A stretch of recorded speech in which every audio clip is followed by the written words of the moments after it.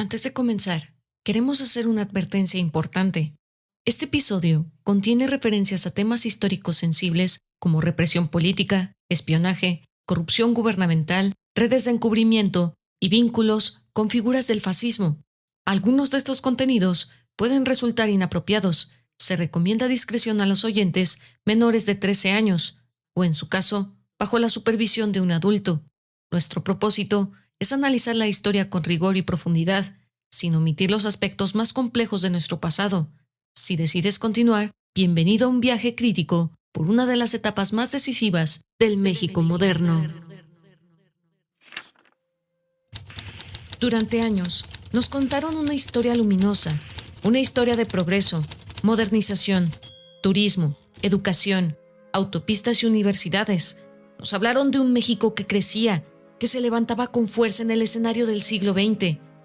Nos dijeron que Miguel Alemán Valdés fue el artífice del porvenir, el presidente que rompió con la era de los caudillos, el joven civil que convirtió a México en un país moderno. Pero en toda luz hay sombras. ¿Qué sucedía en los márgenes de ese milagro económico? ¿Qué secretos se tejían mientras el país miraba hacia las cámaras y las ferias del progreso? ¿Qué no nos dijeron sobre el verdadero legado del alemanismo?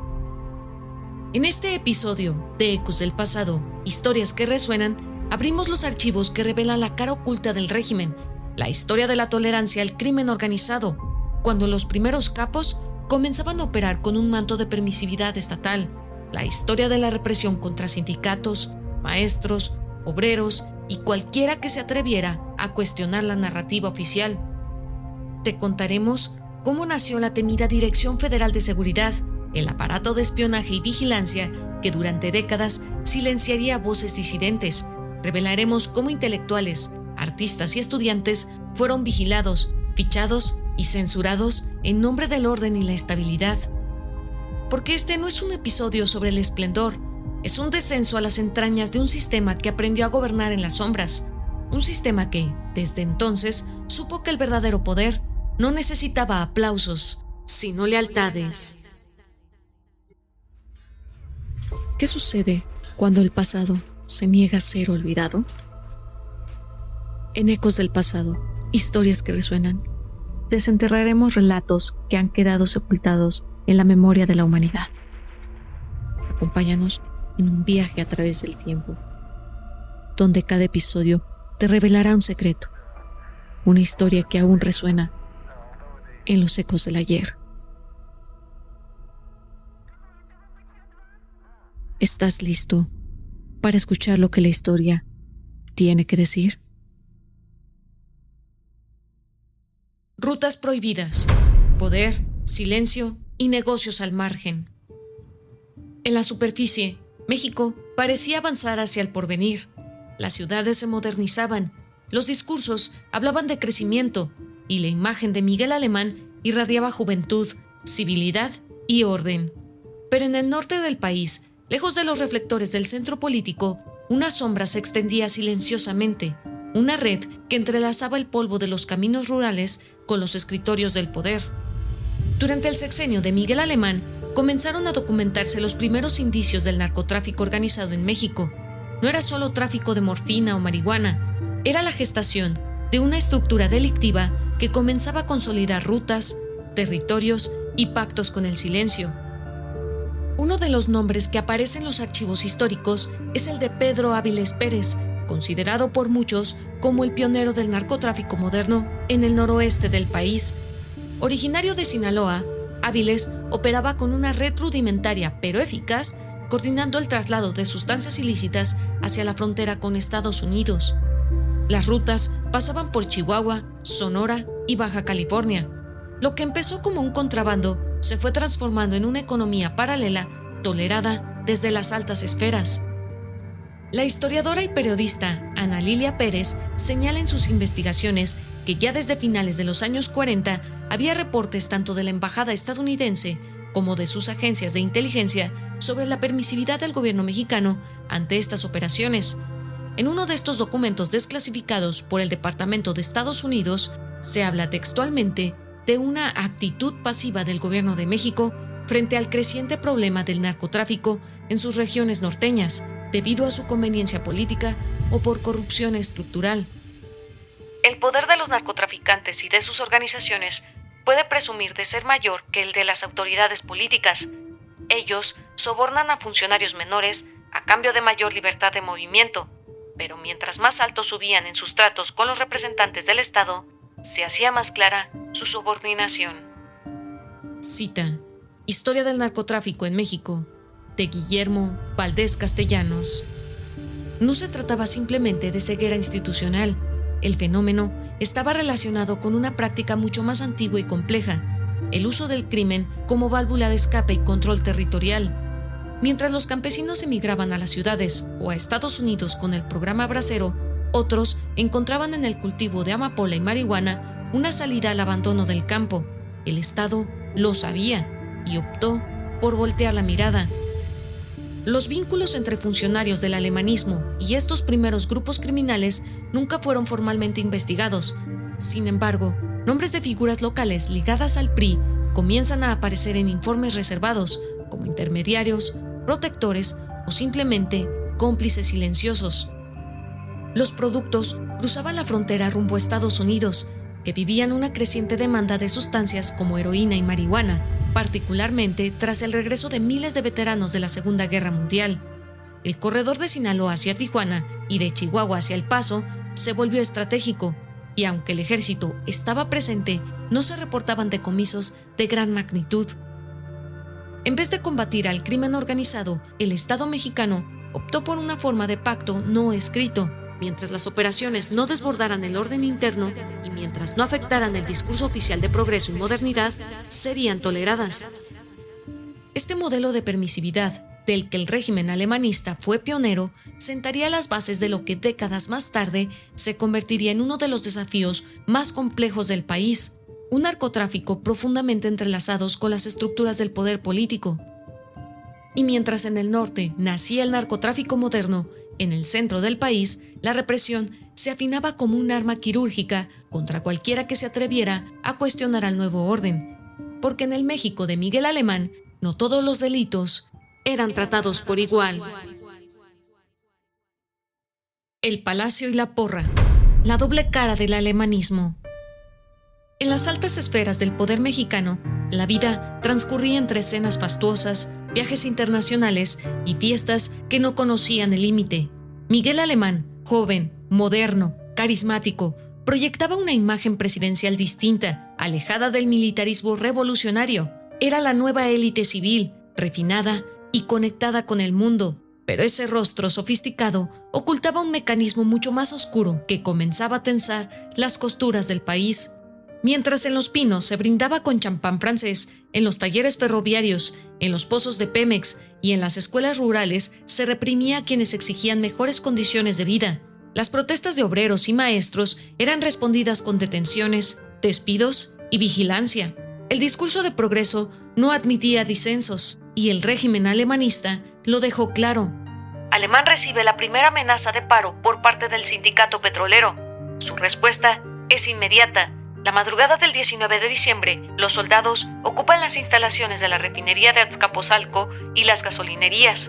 La distribución y expendio de gasolina no paró ni un solo día. Para los líderes se trataba de una agresión, para los alemanistas era una acción necesaria. Cita: La presidencia imperial, de Enrique Krause. Uno de los principales focos de disidencia durante el gobierno de Miguel Alemán fue el sector ferroviario. En 1950, una oleada de huelgas promovida por los trabajadores de los ferrocarriles nacionales exigía incrementos salariales y garantías laborales. La respuesta del Estado fue inmediata: detenciones masivas, militarización de talleres, cancelación de contratos y persecución judicial de los líderes sindicales. Simultáneamente, en el sector energético, los trabajadores de Pemex, agrupados en sindicatos no oficialistas, también alzaron la voz. Pero el régimen tenía sus métodos: infiltración de líderes afines, vigilancia permanente y, cuando eso fallaba, el uso directo de la fuerza del orden. En un país que presumía de desarrollo industrial, la protesta obrera era vista como un acto de traición. Otro frente de disidencia surgió en el magisterio. Maestros rurales y urbanos Muchos, vinculados a corrientes de izquierda o movimientos autónomos, comenzaron a exigir mayor participación en la toma de decisiones educativas, libertad de cátedra y mejores salarios. Pero en el México alemanista, la educación no era un derecho colectivo, era un instrumento de control ideológico. Aquellos que desafiaban las órdenes del Sindicato Nacional de Trabajadores de la Educación, que era un subordinado al Estado, eran señalados, removidos o simplemente desaparecían del sistema. ¿Cómo se mantenía la apariencia de paz mientras se sofocaban estas protestas? El régimen de Alemán implementó mecanismos de control eficaces, censura en los medios de comunicación, compra de voluntades en los sindicatos y un aparato de inteligencia que comenzaba a gestarse con la futura Dirección Federal de Seguridad. El espionaje político no era aún oficial, pero ya se practicaba con rigor. Los reportes confidenciales circularon en los escritorios de gobernación, nombres de dirigentes, sus movimientos, sus contactos. Las figuras opositoras más visibles eran vigiladas o desacreditadas públicamente. En algunos casos, como el del líder obrero Valentín Campa, que era un militante comunista y organizador sindical, se optó por el encarcelamiento como advertencia. Otros, como el maestro Otón Salazar, serían reprimidos más adelante, pero comenzaron a surgir durante esta etapa. La estrategia era muy clara: invisibilizar el conflicto. Las huelgas no eran noticia. Los arrestos eran justificados como medidas de seguridad nacional. Y cuando un movimiento lograba fuerza, se infiltraba, se desarticulaba desde adentro o simplemente se apagaba con violencia. Detrás de esa dureza se escondía una paradoja. Mientras se reprimía a quienes pedían justicia social, la vida seguía rodeada de placeres. El presidente alemán no ocultaba su estilo cosmopolita. Fue el primero en llevar el presidencialismo mexicano hacia el espectáculo. Mantuvo una vida personal rodeada de excesos, con múltiples relaciones extramaritales, muchas de ellas comentadas con morbo en la prensa internacional, aunque cuidadosamente controladas en los medios nacionales. Las fiestas en Acapulco, las reuniones en residencias privadas, el uso de recursos públicos para el placer de unos cuantos, era la nueva forma de la clase gobernante. La austeridad revolucionaria quedaba atrás. En su lugar, nacía una aristocracia política blindada por el autoritarismo. Es más, el gobernante, cuyo programa es exclusivamente de progreso material, declara que es tan esencial a la dicha del pueblo que mire y refleja tan esplendorosamente la pujanza de la patria, que para dárselo, principia por pedir orden, trabajo, disciplina y acaba por exigir acatamiento ciego y servil, la sumisión abyecta de todo el país. Cita: La presidencia imperial, de Enrique Krause. La represión no fue una excepción, fue la norma. Y el lujo no fue un desliz, fue una política. Ambos elementos formaban el tejido de un nuevo modelo autoritario que se escondía tras los reflectores del desarrollo. Y así, mientras los discursos hablaban de patria y bienestar, las calles aprendían a guardar silencio. Vigilancia desde las sombras. El nacimiento del espionaje mexicano.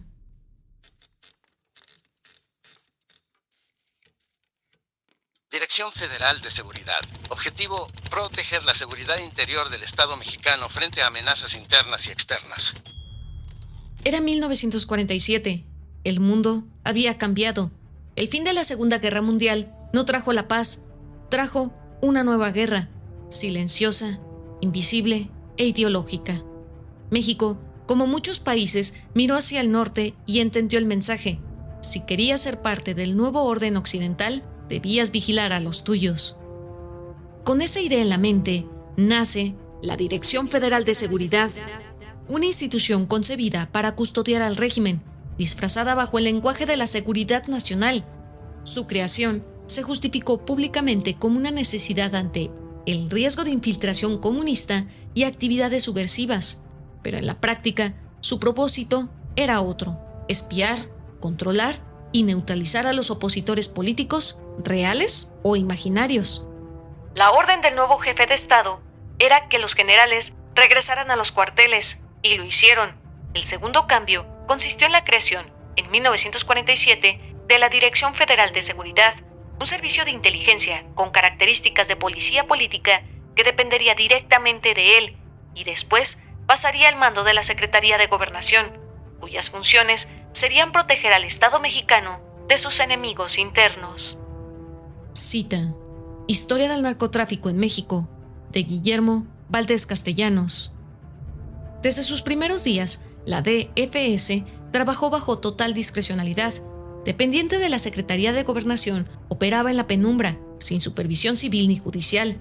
En sus oficinas del edificio de Bucareli se almacenaban expedientes, transcripciones de llamadas, fotografías clandestinas y reportes sobre actividades culturales, reuniones privadas y protestas incipientes.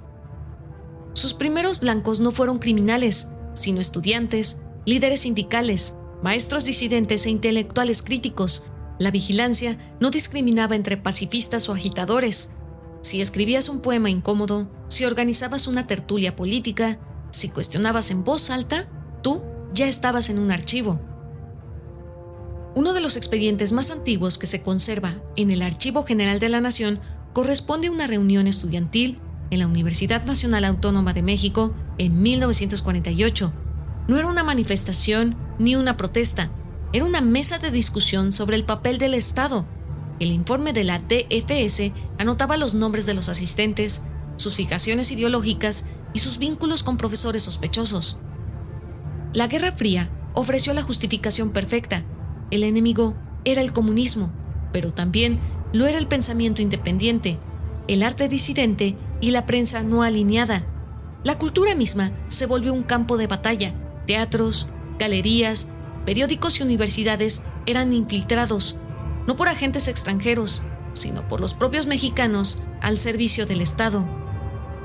El presidente Miguel Alemán no hablaba públicamente de la DFS.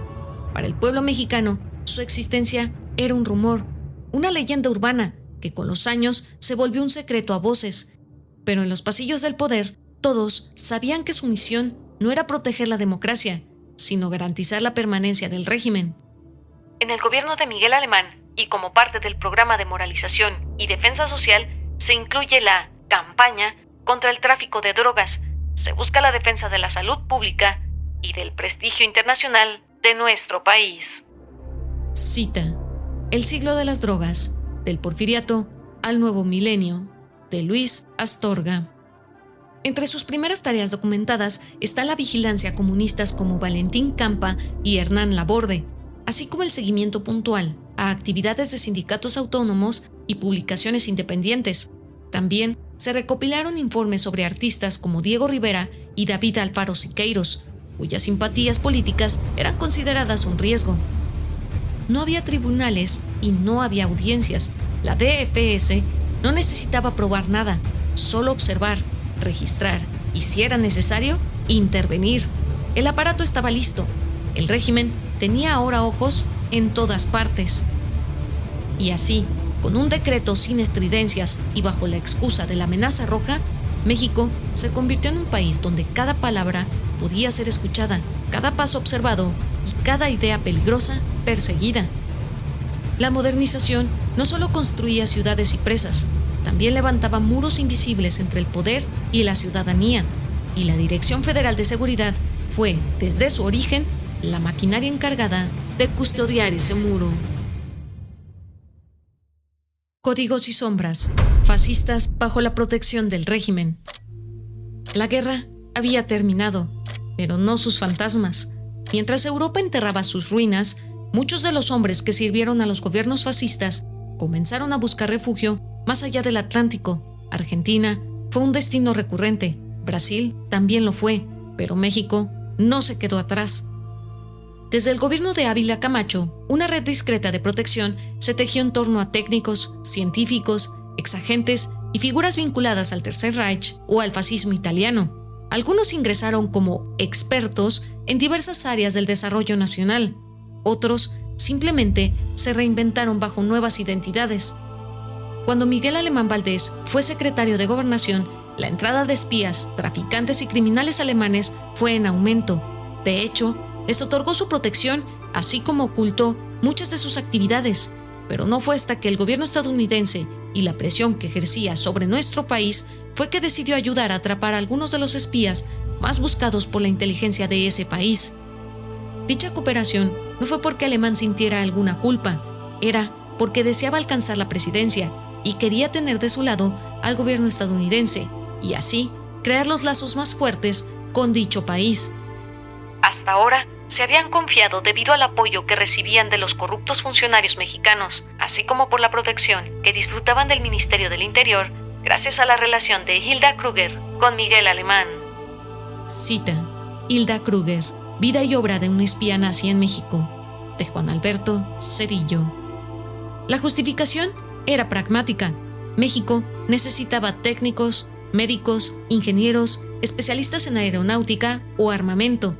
Lo que no se decía era que muchos de ellos habían sido parte activa del aparato de guerra nazi, y lo que se ocultaba era que algunos recibieron protección oficial, neutralización express o incluso vínculos con dependencias del gobierno. Los archivos del AGN y del Ministerio de Relaciones Exteriores alemán contienen registros sobre el ingreso de exoficiales de la Luftwaffe y antiguos miembros del NSADP, que fueron aceptados en México entre 1940 y 1952. Se desconoce cuántos exactamente, pero el número no deja de ser alarmante. Entre todos los nombres que circularon en los salones del poder, uno destacaba por su ambigüedad y cercanía con la presidencia: Hilda Kruger, actriz, figura pública en la Alemania de Goebbels y presunta colaboradora del aparato de inteligencia nazi. Llegó a México envuelta en rumores, glamour y secretos. Fue recibida con cortesía por la élite cultural, pero no tardó en estrechar lazos con el círculo íntimo de Miguel Alemán.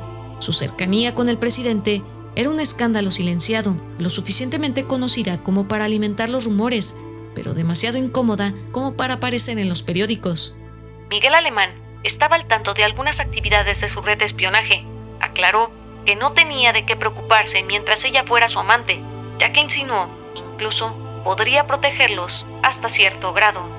Cita: Hilda Kruger, vida y obra de un espía nazi en México, de Juan Alberto Cedillo. Kruger fue beneficiaria de contratos, protección institucional y acceso privilegiado a la alta sociedad mexicana. Su paso por México resume una práctica más amplia: la capacidad del régimen para absorber figuras problemáticas si resultaban útiles, leales o al menos silenciosas. No todos los protegidos eran personajes de renombre.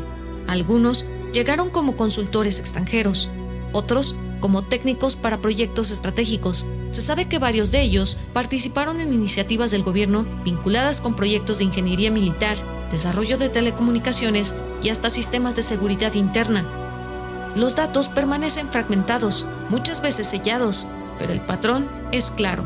Durante el sexenio de Alemán, México dejó de ser solo un país receptor de migrantes y se convirtió en refugio selectivo. Lo más revelador no es la presencia de estos personajes, sino el silencio institucional que los acompañó.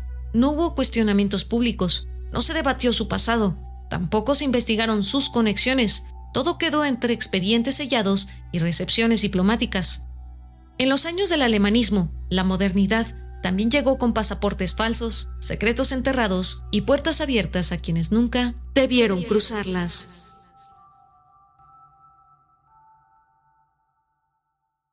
Progreso para unos, abandono para otros. La herida invisible del desarrollo. México construía caminos, presas, rascacielos. Las ciudades comenzaban a brillar con luz eléctrica, con ferias industriales, con promesas de un futuro moderno. El sexenio de Miguel Alemán se presenta como el inicio de una nueva era, pero esa modernidad no llegaba a todos los rincones. En los pueblos, las comunidades indígenas y el campo profundo, el milagro mexicano fue poco más que un espejismo.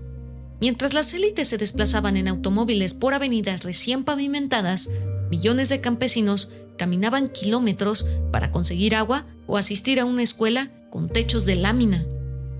El tan decantado progreso material, y no solo el minúsculo industrial, es usado como un chorro de luz que se arroja a los ojos del pueblo para cegarlo, deslumbrándolo e impedirle así ver sus propias llagas, sus llagas políticas. Cita: La presidencia imperial, de Enrique Krause. La visión de un país que impulsó el alemanismo era vertical, urbana y profundamente centralista. Las inversiones públicas se concentraron en el centro del país y en polos turísticos como Acapulco. En cambio, regiones rurales como Oaxaca, Chiapas, Guerrero o la Sierra Tarahumara quedaron relegadas a la subsistencia, la migración forzada o la marginación estructural. Los censos de los años 40 y 50 registraron por primera vez un aumento considerable en la migración interna. Familias enteras abandonaban el campo para buscar oportunidades en las ciudades o para enlistarse en el programa bracero rumbo a Estados Unidos. No fue una migración voluntaria, fue una expulsión económica. A pesar del discurso triunfalista, la brecha entre el México urbano y el México rural se ensanchó durante el sexenio de Alemán. La inversión por habitantes en las ciudades duplicaba e incluso triplicaba la destinada al medio rural. Escuelas, hospitales, caminos, servicios, todo llegaba más tarde, si es que llegaba. Las consecuencias fueron devastadoras. Surgieron los cinturones de pobreza alrededor de las grandes urbes, donde se asentaban los migrantes sin empleo formal, sin servicios y sin futuro. Nacía así una nueva clase social, el marginado urbano, invisible para la estadística, pero esencial para la maquinaria económica del país. El Estado ofrecía el discurso de unidad nacional, pero no construía una nación equitativa. Se privilegiaban los polos industriales, los sectores empresariales, el turismo internacional y se ignoraba a los pueblos originarios, a los jornaleros, a los obreros informales.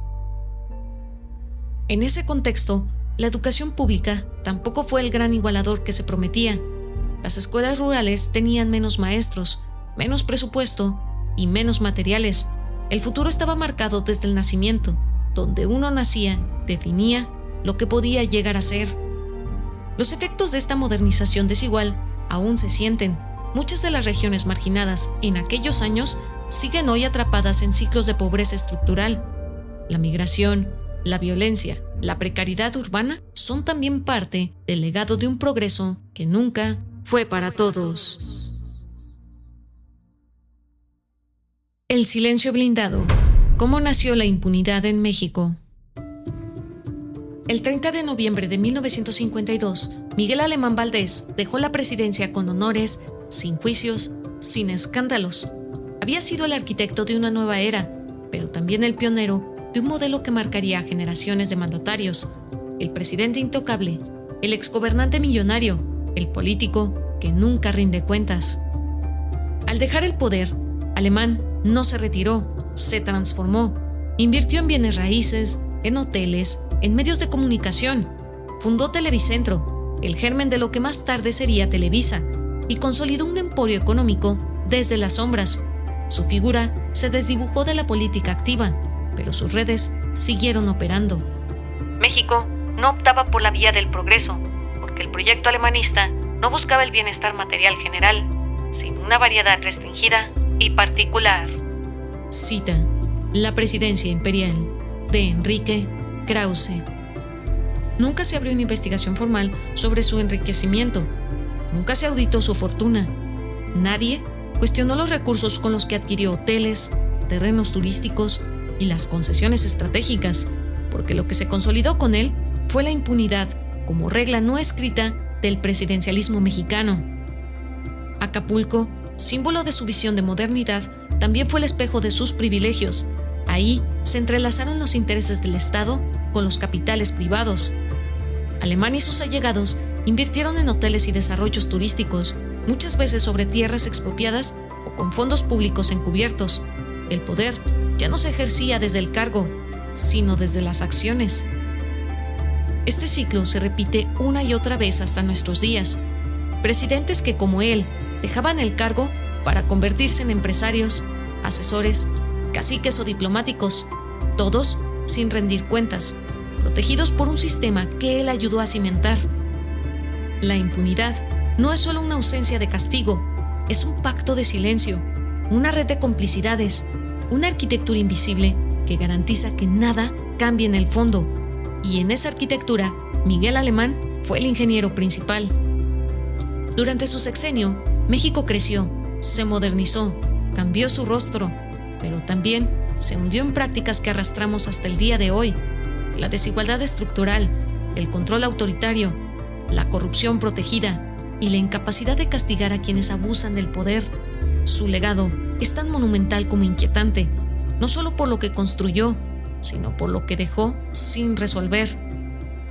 Porque detrás de cada carrera, detrás de cada discurso, detrás de cada fotografía de progreso, se escondía una maquinaria silenciosa que garantizaba una sola cosa: que el poder nunca respondiera ante nadie.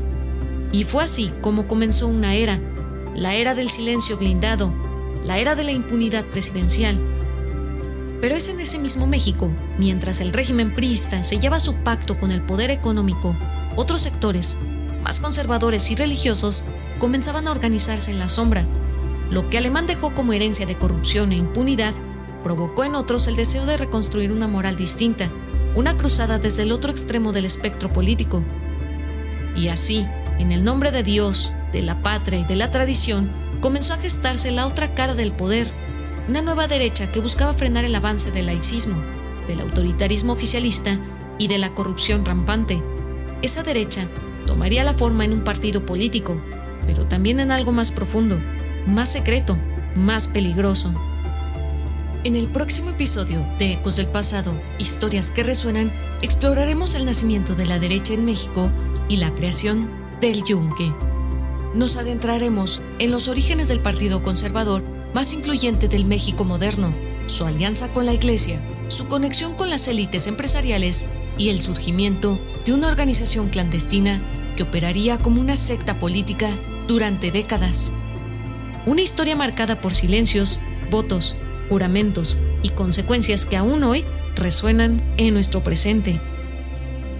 Porque si el régimen de Miguel Alemán fue el inicio del poder sin castigo, lo que vendría después sería el rostro de quienes, desde la sombra, se propusieron corregir el rumbo por la fuerza de la tradición. Recuerda, el pasado no es solo un registro de lo que fue, sino una parte viva de lo que somos. Cada historia que compartimos en Ecos del Pasado es un recordatorio de que el tiempo puede sepultar los hechos, pero nunca podrá silenciar sus ecos. Si has sentido la vibración de estas historias en tu interior, si has escuchado el llamado del pasado, te invitamos a unirte a nosotros en nuestro próximo episodio, porque aún quedan muchos ecos por descubrir, muchas historias por desenterrar, y juntos seguiremos explorando las memorias que resuenan en los rincones olvidados de la humanidad. Hasta entonces, mantén los oídos atentos y la mente abierta, porque nunca se sabe cuándo el pasado volverá a hablar.